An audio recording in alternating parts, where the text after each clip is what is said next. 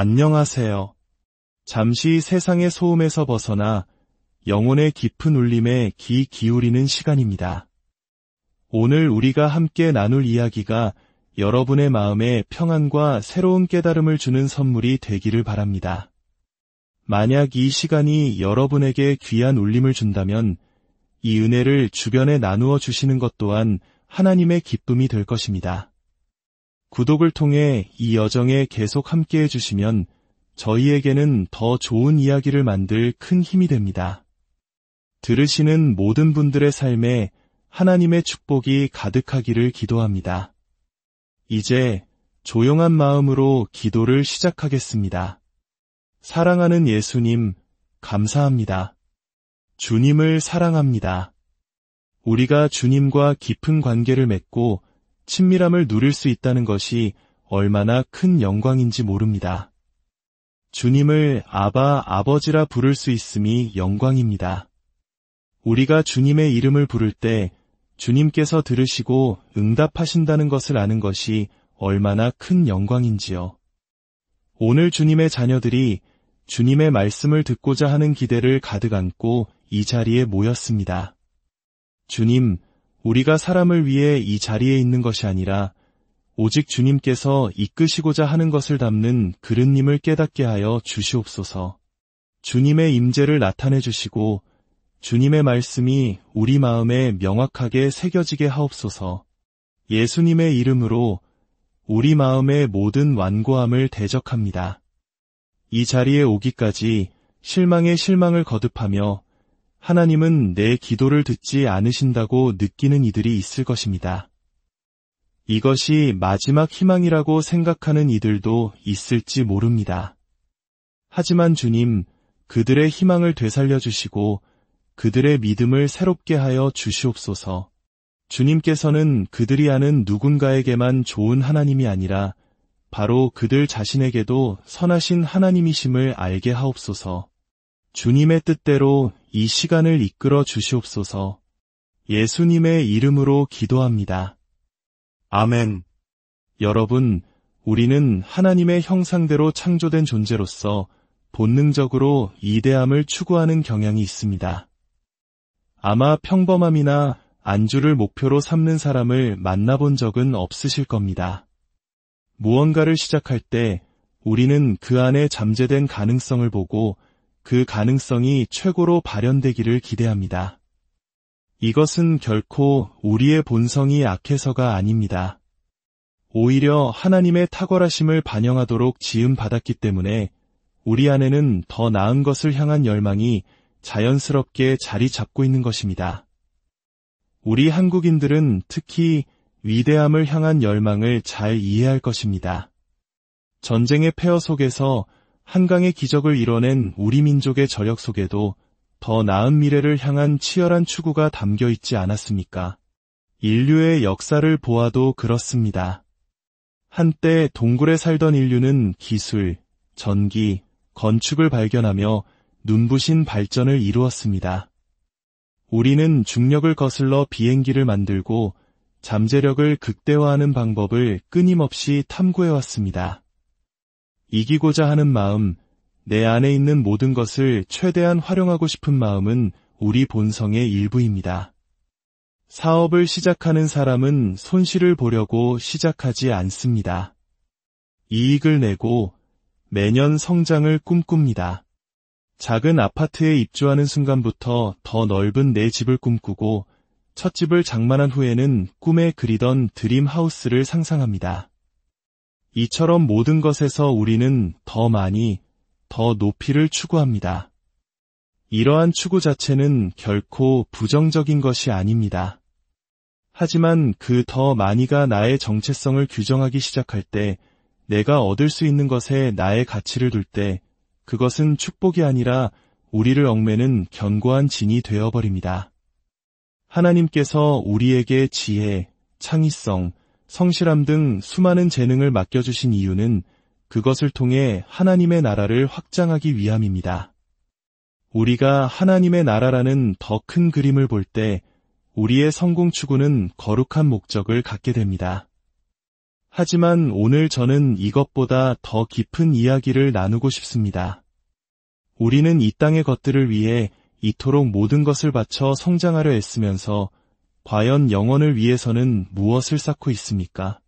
안타깝게도 오늘날 많은 신앙인들이 영혼을 바라보는 시각보다는 당장의 현실에 매몰된 시각으로 살아갑니다. 이 땅에서 내가 이루고 싶은 것들, 그것이 영혼과 어떻게 연결되는지에 대한 깊은 고민 없이 말입니다. 주님께서는 제게 중요한 깨달음을 주셨습니다.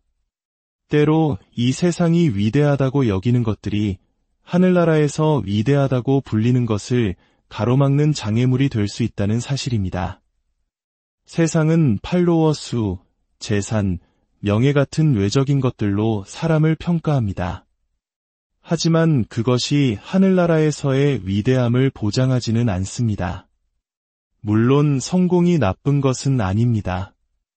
우리는 탁월하신 하나님의 형상대로 지음받았기에 우리가 하는 일에서 탁월함을 보일 때 호의와 성장을 끌어당기는 것은 당연합니다.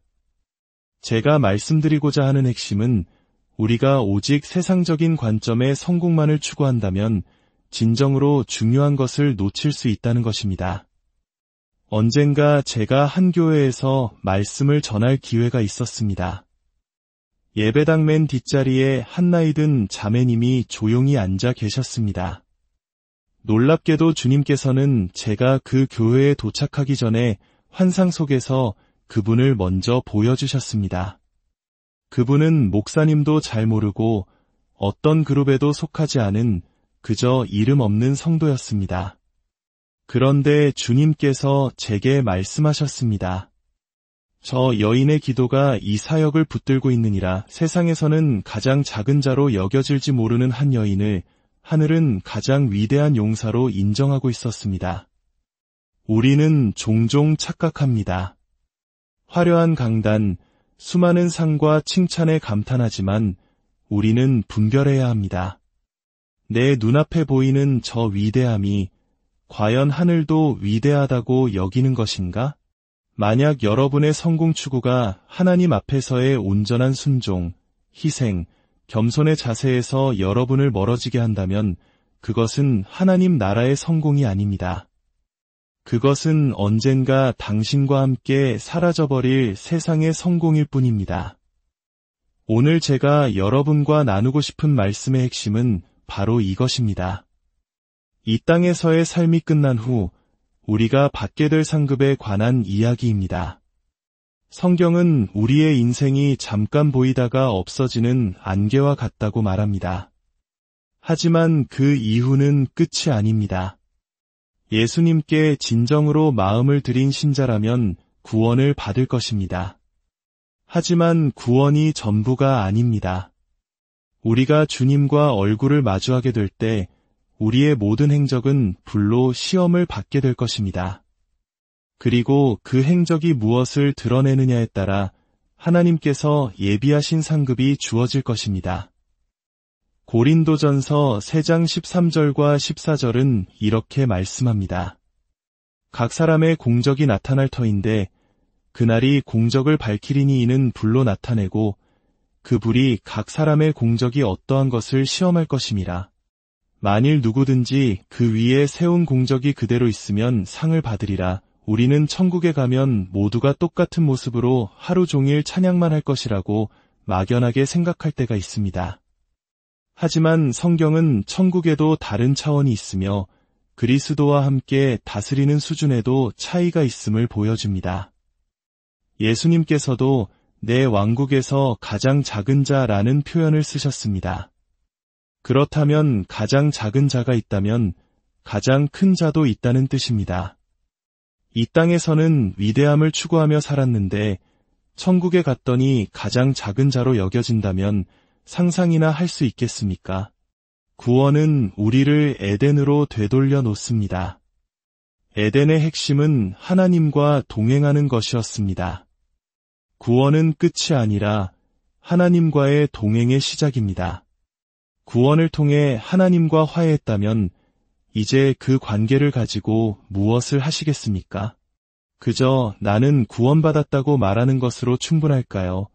아니면 그분과 동역하여 이 땅에서 진정한 의미를 지닌 삶을 살아가시겠습니까?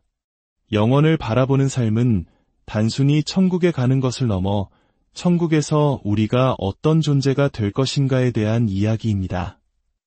요한계시록을 꼭 읽어보시길 권합니다. 그 책을 읽는 것만으로도 복이 임한다고 약속되어 있습니다.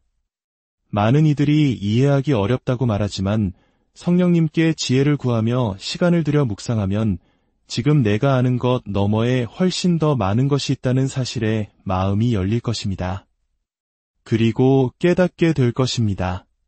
주님, 저는 이 삶을 정말 의미 있게 살고 싶습니다. 주님이 함께 하시지 않는 세상이 인정하는 성공만을 좇는 삶을 살고 싶지 않습니다. 오늘 우리가 함께 깊이 묵상할 말씀은 고린도전서 9장 24절에서 27절입니다. 사도 바울은 이렇게 말합니다. 운동장에서 다름질하는 자들이 다 달릴지라도 오직 상을 받는 사람은 한 사람인 줄을 너희가 알지 못하느냐. 너희도 상을 받도록 이와 같이 다름질하라. 이기기를 다투는 자마다 모든 일에 절제하나니 그들은 썩을 승리자의 관을 얻고자 하되 우리는 썩지 아니할 것을 얻고자 하노라. 그러므로 나는 다름질하기를 향방 없는 것 같이 아니하고 싸우기를 허공을 치는 것 같이 아니하며 내가 내 몸을 쳐 복종하게 함은 내가 남에게 전파한 후에 자신이 도리어 버림을 당할까 두려워함이로라. 사도 바울이 운동선수, 특히 달리기 선수의 비유를 든 것은 매우 의미심장합니다. 어떤 선수도 그저 유니폼을 입어보는 것이 목표라서 팀에 합류하지는 않습니다. 그들은 승리를 염두에 두고 합류합니다. 선수는 먹는 것, 자는 것, 훈련하는 방식, 가는 곳까지 모든 삶의 일정이 경기의 그 순간을 위해 맞춰져 있습니다. 그런데 사도 바울은 말합니다. 그들은 고작 썩어 없어질 면류관을 위해 그 모든 것을 하는데 하물며 썩지 않을 영원한 면류관을 받을 우리는 어떻게 살아야 하겠느냐고 말입니다. 때때로 영원이라는 개념은 우리에게 그다지 흥미롭게 들리지 않을 수 있습니다. 당장 내일 월세 걱정, 산더미 같은 청구서 앞에서 장차올 왕국에 대해 이야기하는 것이 뜬구름 잡는 소리처럼 들릴 수 있습니다. 하지만 성경이 말하는 상급은 우리가 천국에 갔을 때 어떤 의미를 갖는가 뿐만 아니라 우리가 이 땅에서 어떻게 살았는지를 반영하는 거울과 같습니다. 성경은 우리가 받을 수 있는 최소 5가지의 면류관에 대해 이야기합니다. 첫째는 생명의 면류관입니다. 끝까지 믿음으로 인내한 모든 참된 신자들이 예수님으로부터 받을 면류관입니다. 야고보서 1장 12절은 시험을 참는 자는 복이 있나니 이는 시련을 견디어낸 자가 주께서 자기를 사랑하는 자들에게 약속하신 생명의 면류관을 얻을 것이기 때문이라고 말씀합니다. 둘째는 유의 면류관입니다. 하나님 앞에서 유로운 삶을 산 자들을 위한 것입니다. 디모데후서 4장 7절에서 8절의 바울은 고백합니다. 나는 선한 싸움을 싸우고 나의 달려갈 길을 마치고 믿음을 지켰으니 이제 후로는 나를 위하여 이의 면류관이 예비되었으므로 주곧 유로우신 재판장이 그날에 내게 주실 것이며 셋째는 영광의 면류관 또는 목자의 면류관입니다. 하나님의 양떼를 신실하게 돌본 목회자들과 리더들을 위한 상급입니다. 베드로전서 5장 2절에서 4절은 너희 중에 있는 하나님의 양무리를 치되 억지로 하지 말고 하나님의 뜻을 따라 자원함으로 하며 양무리의 본이 되라 그리하면 목자장이 나타나실 때에 시들지 아니하는 영광의 관을 얻으리라고 약속합니다. 넷째는 자랑의 면류관으로 영혼 구원자의 면류관이라고도 불립니다. 여러분에게 도전하고 싶습니다. 마지막으로 누군가에게 예수님에 대해 이야기한 것이 언제였습니까? 직장 동료, 이웃, 심지어 나를 짜증나게 하는 그 사람에게 가십거리가 아닌 영원한 해결책을 제시해 본 적이 있습니까? 예수님을 모르는 사람은 아직 진정한 자신을 만나지 못한 사람입니다. 그들의 삶은 그리스도 안에 감추어져 있기 때문입니다. 그렇다면 우리가 어찌 그들을 판단하고 미워하는 데 시간을 낭비할 수 있겠습니까? 오히려 우리를 찾아오셨던 그 자비가 그들에게도 임하기를 기도해야 하지 않겠습니까? 그리고 마지막 5번째, 오늘 우리가 읽은 본문에 나오는 썩지 아니할 면류관입니다. 이것은 승리자의 면류관으로도 알려져 있습니다. 이 면류관은 날마다 자기를 부인하고 자신의 삶이 하나님의 뜻을 이 땅에 나타내기 위한 도구임을 깨닫는 자들에게 주어집니다. 이 썩지 아니할 면류관에 대해 깊이 이해하는 것은 매우 중요합니다. 왜냐하면 이 면류관을 받기 위해 이 땅에서 어떤 삶을 살아야 하는지를 깨닫는다면 다른 모든 상급들은 자연스럽게 따라올 수 있기 때문입니다. 예수님께서 하신 가장 무서운 말씀 중 하나는 이것입니다. 그날에 많은 사람이 나더러 이르되 주여 주여 우리가 주의 이름으로 선지자 노릇하며 주의 이름으로 귀신을 쫓아내며 주의 이름으로 많은 권능을 행하지 아니하였나이까 하리니 그때에 내가 그들에게 밝히 말하되 내가 너희를 도무지 알지 못하니 불법을 행하는 자들아 내게서 떠나가라 하리라. 그들은 예수님을 주여 주여라고 불렀습니다. 스스로 예수님을 주인으로 모시고 산다고 믿었습니다. 그러나 주님은 나는 너희를 모른다고 말씀하셨습니다. 그들은 친밀함이 없었습니다. 그들의 삶은 결코 주님을 위한 것이 아니었고 오직 자신을 위한 것이었습니다. 썩지 아니할 면류관을 이해한다는 것은 이 땅에서 썩어 없어질 것을 위해 살지 않을 뿐만 아니라 원수가 우리의 삶을 부패시키지 못하도록 살아가는 것을 의미합니다. 마지막 때에 사탄의 가장 큰 전략은 당신이 예수님을 모르게 하는 것이 아닙니다. 오히려 예수님의 이름은 부르면서 삶은 사탄을 영화롭게 하도록 당신을 속이는 것입니다. 기도회에서는 뜨겁게 찬양하고 기도하지만 기도회가 끝나면 마음속에 용서하지 못하는 미움을 품고 다른 사람을 비방하는 이중적인 삶을 살게 만드는 것입니다. 그렇다면 이토록 중요한 영원한 가치를 위해 우리는 이 땅에서 어떻게 살아야 할까요? 오늘 본문 말씀을 바탕으로 5가지 핵심 원칙을 나누고 싶습니다. 첫째, 당신의 삶은 당신의 것이 아닙니다. 고린도전서 6장 19절은 말합니다. 너희는 너희 자신의 것이 아니라 값으로 산 것이 되었으니 그런즉 너희 몸으로 하나님께 영광을 돌리라. 내 삶의 목적을 알지 못하면 우리는 하나님이 주신 시간과 재능을 남용하게 됩니다. 모든 의도적인 삶은 내 뜻대로 마옵시고 아버지의 뜻대로 하옵소서라는 예수님의 기도처럼 온전한 항복에서 시작됩니다. 둘째, 예수님의 제자는 성별된 삶을 삽니다. 로마서 12장 1절은 너희 몸을 하나님이 기뻐하시는 거룩한 산제물로 드리라 이는 너희가 드릴 영적 예배니라고 권면합니다. 성별이란 하나님께서 당신을 통해 하시고자 하는 일을 위해 당신의 삶을 구별하여 드리는 것입니다. 때로 성령님은 우리에게 죄는 아니지만 하나님께서 정해주신 길에 유익하지 않기 때문에 특정 행동을 멈추라고 지시하실 수 있습니다. 예를 들어 스트레스를 받을 때마다 단 음식에 의존하는 습관을 보시고 1년 동안 단 것을 끊으라고 말씀하실 수 있습니다. 사탕이 죄라서가 아니라 하나님보다 다른 것을 의지하는 당신의 마음을 다루시기 위함입니다. 성령의 세밀한 인도에 순종할 때 우리는 영적인 권위를 얻게 됩니다.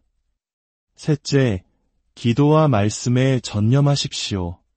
마태복음 4장 4절은 사람이 떡으로만 살 것이 아니요 하나님의 입으로부터 나오는 모든 말씀으로 살 것이라고 가르칩니다. 시편 119편 105절은 주의 말씀은 내 발의 등이요 내 길의 빛이니이다 라고 노래합니다. 특히 거짓과 속임수가 만연한 이 시대에 우리는 스스로 하나님의 말씀을 알아야 합니다. 성경을 읽을 때 그저 소설책처럼 읽지 마십시오. 하루에 5장을 속독한 것보다 단 3구절이라도 깊이 묵상하며 하나님, 이 말씀을 제게 열어주세요 라고 기도하는 것이 더 유익할 수 있습니다. 성경의 말씀은 종이 위의 글자가 아니라 영이요 생명입니다. 말씀을 묵상할 때 우리는 하나님의 임재 안으로 들어가는 문을 여는 것입니다. 넷째, 당신이 전하는 바를 실천하십시오. 야고보서 1장 22절은 너희는 말씀을 행하는 자가 되고 듣기만 하여 자신을 속이는 자가 되지 말라고 경고합니다. 진정한 온전함이란 당신의 사적인 삶과 공적인 고백이 일치할 때 드러납니다. 만약 당신의 삶이 당신의 말과 일치하지 않는다면 사탄은 당신을 사용하여 사람들을 세우는 대신 판단하고 정죄하는 도구로 삼을 것입니다. 우리는 스스로의 힘으로 이 삶을 살아내도록 부름받지 않았습니다. 주님께 도우심을 구하십시오. 그분께서 당신을 도우실 것입니다. 마지막 5째, 당신의 말을 조심하십시오. 잠언 18장 21절은 죽고 사는 것이 혀의 힘에 달렸나니 라고 말합니다. 우리의 말에는 창조적인 능력이 있어 세울 수도 있고 무너뜨릴 수도 있습니다. 하나님께서 축복하신 것을 당신의 말로 저주하지 마십시오. 하나님께서 당신의 가정, 자녀, 사업을 맡기셨다면 그것에 대해 당신이 하는 말은 매우 중요합니다. 좌절하고 낙심될 때조차 감정이 당신의 말을 지배하게 두지 마십시오. 하나님의 생명의 말씀이 당신의 말을 인도하게 하십시오. 이제 모두 자리에서 일어나 함께 기도하기를 원합니다. 오늘 제가 나눈 말들을 넘어 성령께서 여러분 각자의 마음과 생각에 직접 말씀하시고 영혼에 대한 새로운 시각을 열어주시기를 기도합니다. 세상이 말하는 성공이 아닌 하나님 나라의 성공에 초점을 맞추는 삶을 살게 되기를 바랍니다. 우리는 때로 실수하고 넘어질 것입니다. 하지만 중요한 것은 넘어진 그 자리에서 다시 아버지께로 돌아가는 법을 아는 것입니다. 성령의 책망에 민감하게 반응하며 나의 연약함을 예수님의 손에 온전히 내어드리는 것입니다. 주님, 제 마음을 살피사 내 안에 악한 행위가 있거든 드러내 주시고 이 모든 것을 이겨낼 힘을 주옵소서. 주님께서 당신의 삶에 그어주신 경계선들을 더 이상 싸우지 않고 기쁨으로 받아들이게 될 것입니다. 진정한 순종이 시작될 때 비로소 당신의 삶은 급진적으로 변화하고 하나님께서 예비하신 놀라운 계획들이 펼쳐지기 시작할 것입니다. 당신 안에 있는 무지한 자아가 구하는 것을 멈추고 그리스도 안에 감추어진 진정한 당신이 구해야 할 것을 구하십시오. 당신의 삶이 변할 것입니다. 눈을 감고 두 손을 들어 주님을 바라봅시다. 성령께서 지금 이 시간 여러분 각자에게 말씀하시고 만지시기를 원하십니다. 주님, 당신의 딸들을 기억하여 주옵소서. 당신의 아들들을 기억하여 주옵소서. 어릴 적 원수가 심어놓은 상처와 거짓의 씨앗들이 오늘 예수 그리스도의 능력으로 뿌리 뽑히게 하옵소서. 주님께서 자유케 하신 자는 참으로 자유롭습니다. 오늘 이 자리에 있는 모든 속박이 끊어질지어다. 예수님의 이름으로 선포합니다. 여러분 안에 살아계신 분은 세상보다 크십니다. 그리스도를 죽은 자 가운데서 살리신 그 영이 당신 안에 거하십니다. 당신을 가로막을 것은 아무것도 없습니다. 주님께서 오늘 시작하신 일을 온전히 이루실 것입니다. 오늘 밤 주님께서 나를 만나주셨고 내 삶은 다시는 이전과 같지 않을 것이라는 믿음의 고백이 여러분 모두에게 있기를 바랍니다. 주 예수 그리스도의 은혜와 하나님의 무한하신 사랑과 성령의 교통하심이 여러분 모두와 함께하기를 축원합니다.